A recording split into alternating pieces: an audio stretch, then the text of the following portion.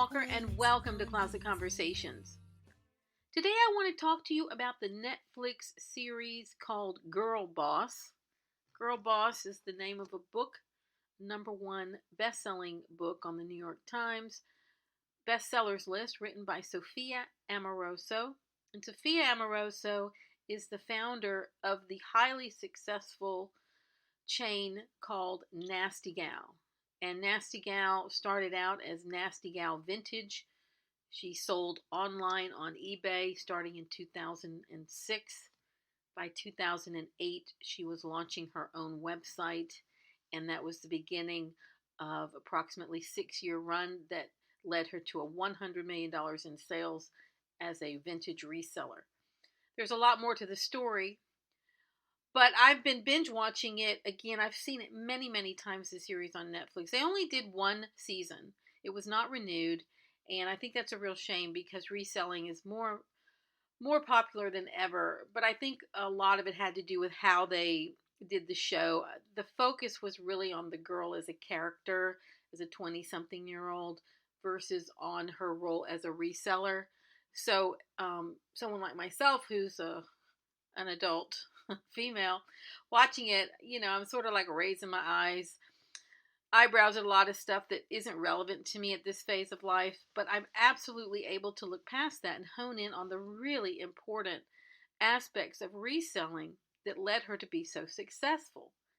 So what I'm going to do is I'm going to summarize each episode in a separate podcast and tell you my thoughts and what I believe to be the most important points that the series makes for resellers.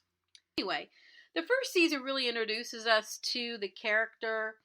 The first series, we've learned that she's 23 years old. She's very young. She's dropped out of college after a year. She's really struggling with who she is, her identity, where she's headed. Doesn't really want to give her life over to the man, so to speak, and really despises the idea of corporate America. And she's young. She's not yet learned to be super responsible.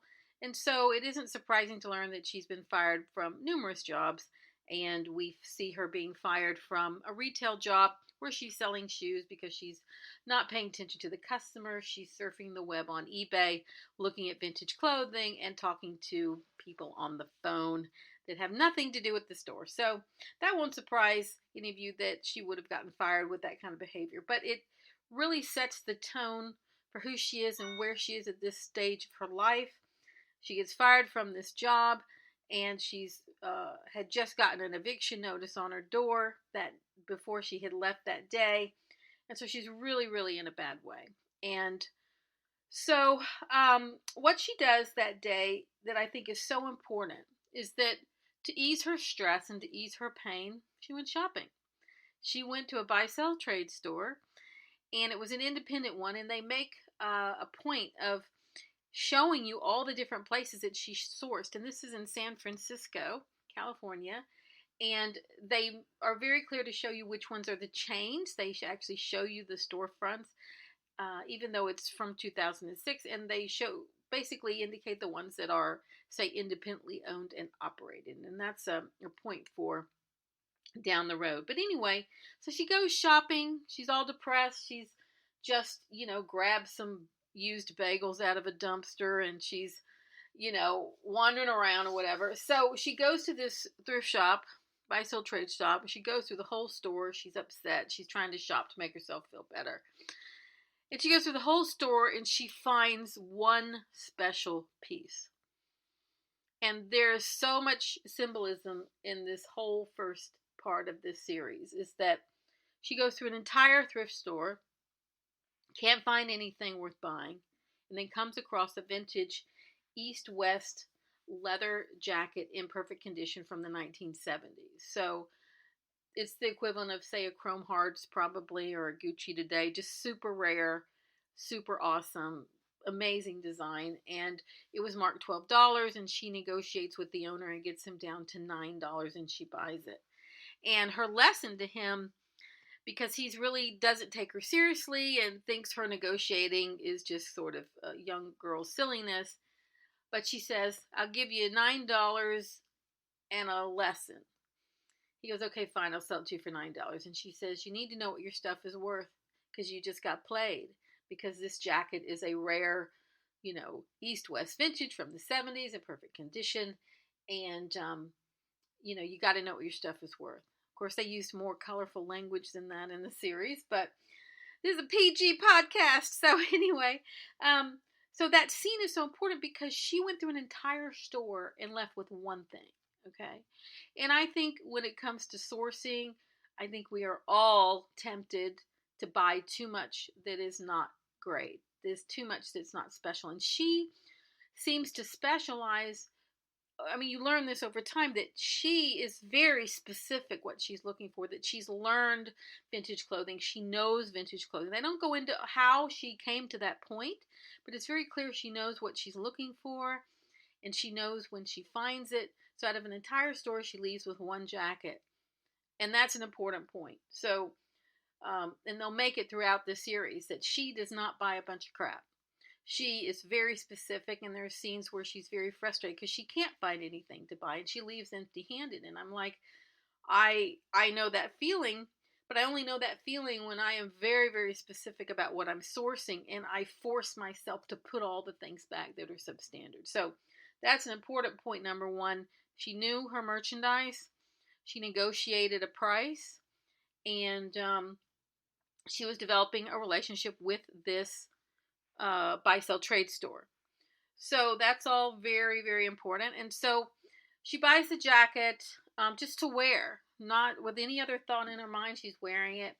Later that day, she pretty much has a meltdown and ends up back at her apartment. She'd had dinner with her father, and he was concerned about her, and she's struggling with getting the help of her father versus figuring this out on her own, and she really wants to figure out her life. So the next part of the series season 1, episode 1, is you see her back at her apartment after having had dinner with her father, and she kind of left in a huff, and she goes back to her apartment. She's looking at her eviction notice again on the door and collapses on the floor in tears. Her neighbor sees her, and she calls her father, saying, hey, this is your daughter. I really need to talk to you. So she goes into her apartment, and she's just, futzing around. She happens to have a rug with her, very colorful rug that she had stolen earlier. That's a very colorful scene. She stole it earlier, but she had the rug. She was in her apartment, and she's just looking on eBay, and you hear her say the most amazing thing. She's like, is that a sweater in a cat box? Like, she's like, she kept talking about why people would put things on hangers. And it was one of her points of frustration is that in the images, now remember, this is the early days of eBay.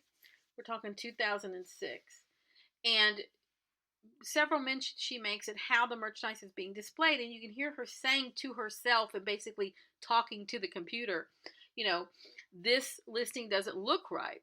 This is not showing you how amazing this piece is. It's not on anyone. And just as she's doing this, she has this epiphany because she's taking off her coat. And right when she's about to take it off, this really rare jacket, she has that look in her eye like, oh yeah. So she puts the coat back on.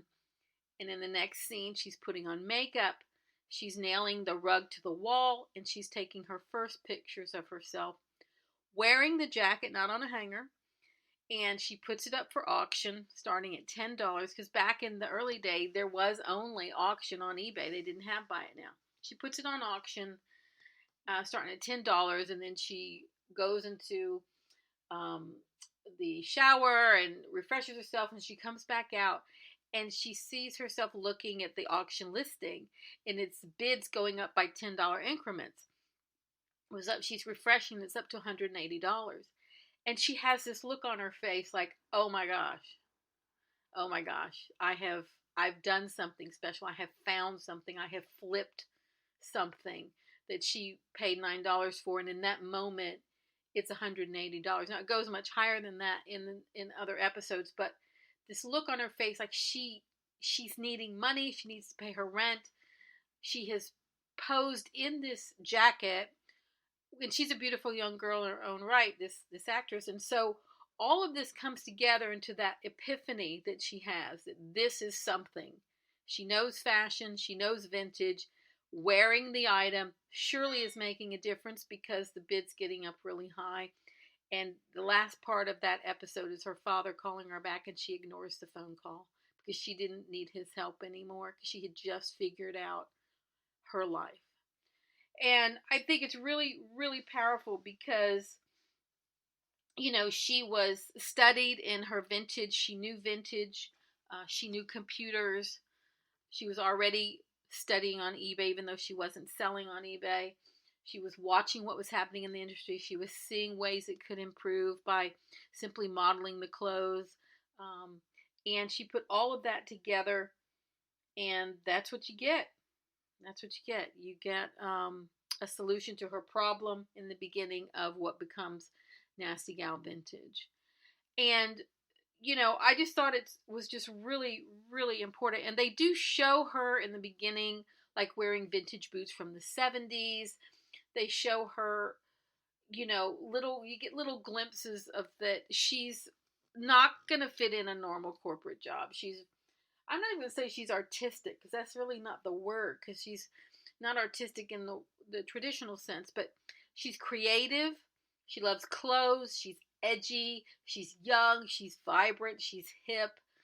And she's not going to do well in a corporate environment. And she's struggling to figure out who she is. And all those aspects of her life converge for her to get this idea to post it online, and then it works. And that is a beautiful thing. So to me, the takeaway from episode number 1 is, number 1, you got to know what your stuff is and what it's worth. Number 2, you got to source very selectively and not buy a bunch of crap, and buy the really good stuff and hold out and wait and look for the good stuff, because that's where the real money is.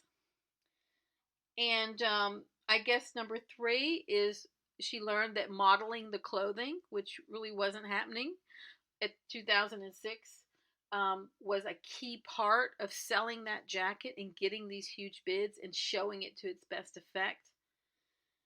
And I think those are 3 really important points for the first episode. Now, if you've not seen the series, I highly recommend you watch it. It's on Netflix, and it would be great if they'd have a second series, because every time I binge watch it, I just love being reminded of what she did. And everything she did was very solid, and I don't want to give away the next episodes because I'm going to go over them with you, but this is an important book to read. It's an important series to watch. You've got to, depending on your age, you may or may not get distracted by how they're focused on her life as a young woman and the struggles that young girls or young women have. And it's a bit of a distraction because as a reseller, I'm really not interested in her dating life. But I am interested in all the things that she did to be successful. And everything that she did in episode 1 is solid for a reseller. And that's it. So I would recommend, if you like the series anyway, if you go to change.org, you can vote to have it continue. I've just started. It's just launched. I think there's 7 votes. You need about 10,000 to get someone's attention. So do that. Definitely vote for it. And if you leave a comment, it's something that I can share on social media. So if no one leaves a comment, there's nothing to share. But if anyone who leaves a comment, I can tweet that out or put that on Facebook. So that's it. So this is my little bit to you today. Definitely read the book Girl Boss. I actually like the book is so much better than the series. The series is they're so busy trying to show the angst of a 23-year-old that it really is distracting. But the book, oh man, the book is amazing. I've read it a number of times. There are passages to highlight. There are things that you want to go back and remember. And this woman, Sophia Amoroso, she has gone on to do other things like create the Girl Boss Network, which she recently sold at the end of 2019, and just continues to do amazing things. So definitely check her out, and definitely check out the book Girl Boss. and check out the series Girl Boss on Netflix. And that's it. This is Jennie Walker with Closet Conversations. I look forward to having you with me on a future episode. Be sure to give this a rating. 5 stars is great. If you leave comments, it all helps this in search. If you need to get in touch with me, you can find me at Jennie Girl's Closet on Instagram, on my website by the same name. I also have a Poshmark store, Jennie Girl's Closet, an eBay store, Jennie Girl's Closet, and a lot more going on. So reach out to me if I can be of assistance to you in any way. And I look forward to having you with me on a future episode. If you like the song you heard at the beginning, it's called Black Hat, written and recorded by Jennie Walker and Tommy Farragher. It's available on the album Night Flight to London, which is on iTunes worldwide now.